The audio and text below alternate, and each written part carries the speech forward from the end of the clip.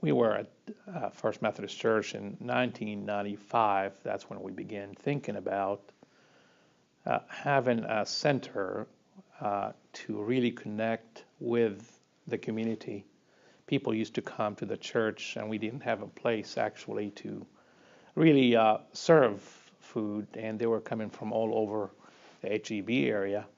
And the idea came about let's have a center place whereby we are visible to the community, that people can come in and be served, and also offer more than just a handout, but also offer other services to empower the people who are there and who come via need, so that they become more self-sufficient. That's the goal. Wendy, I heard talk about all the time Bel Air Elementary, and the kids at Bel Air Park, and she needed to start an after-school tutoring program. So I thought, well, that's something that our Rotary Club could maybe support from a financial standpoint, a volunteer standpoint. So a lot of the members of the Rotary Club and Wendy got together, and we started first attacking Mission Central on the very first day that Emily Youngblood started, and we attacked her and said, "You have space here in the middle of Mission Central, which was in the old space, and it's not being utilized, and we want to start a after-school tutoring program for the elementary school kids."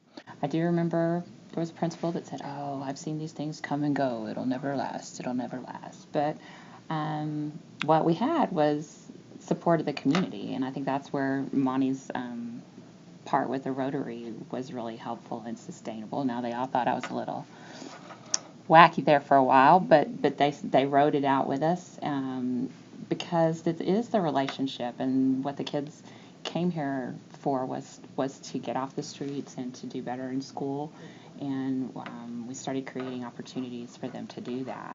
We've been an important part of this community, and I think one of the things is just because we have almost immediately got good support from the community, and almost immediately our sales grew.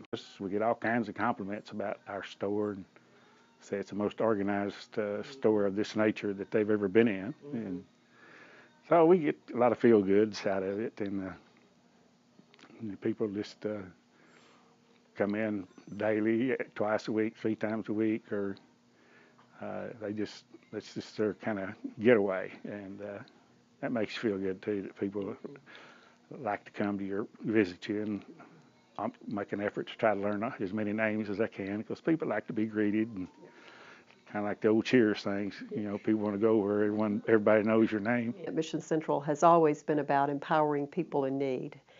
And the focus has been around helping them improve their own quality of life. And the programs have been both short-term and long-term kind of help.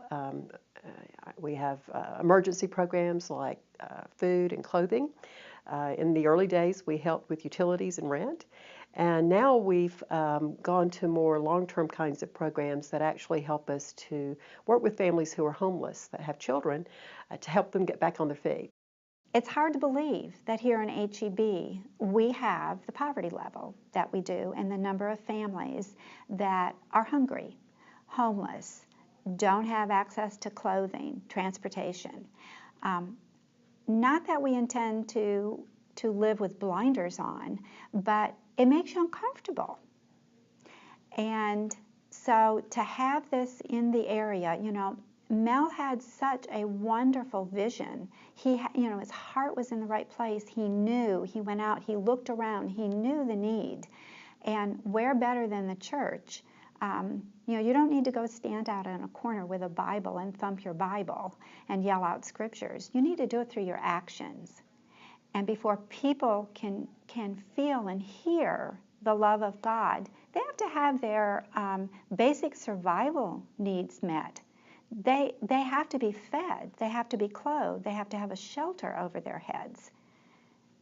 And the church needs to do that. We are asked to be the hands and feet of Christ, and that's how we do that. After my stroke, they were very helpful in helping me get my things, because I couldn't stand very long at all without feeling like I was going to pass out. So they were most helpful. I just thank God, give him all the glory, because without him, we wouldn't have, the open doors and some, closed doors that we need as well in our life. So, one thing that I always like to share is, you never know, what someone is going through. So, I believe acknowledgement is always important, and not to judge, to always have a humble spirit. Just be ready for his work. And so I've learned to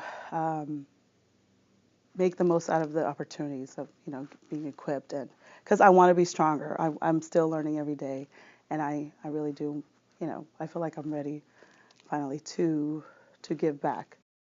We are called to serve each other and be out there in the world. And if we aren't the hands and feet of Christ, then who will be? And it's not a feel-good thing for me. It's a way to realize and feel ever more connected to the people around me. Our guests give back to us just as much as we think or hope that we are giving to them. When they come in and they are willing to share their stories with us, I don't know if I would be that brave. They are so grateful, and they are looking for the very same things that we are looking for. It's something we have to be out there and do. We are called to be disciples, and I think we have to put that into action. A man who lived along with his family in a really kind of almost a van. And he went to several places to get help because he did not have the right identification. They would not help him. I said, is that the way we treat people? Our mission was treat people with the highest dignity because they are the children of God. That's the goal and the mission of Mission Central. And he said, if you ask me for my ID, I don't have it. My children are cold. He brought his little girl with no jacket. I said, how could Christian organizations really see a person with family and they have resources and not provide for them? I don't care whether they have ID or not.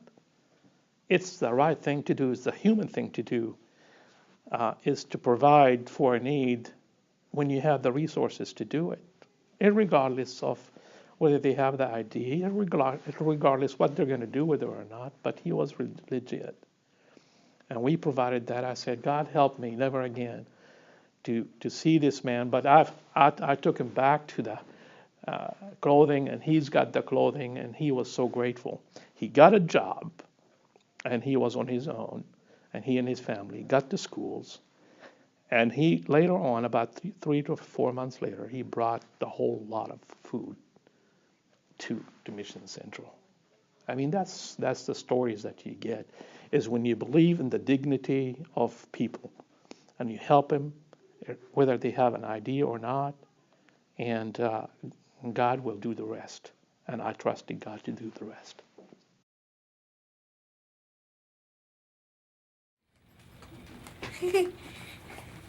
We come to the Fearless Library to do our homework and learn new things. This is where we get our work folders from. Miss Lola and Miss Sheila. Tutor helps me do my homework and my village library lessons. This is where we do group activities, announcements, and sing happy birthday to the birthday girl or boy. Thank you for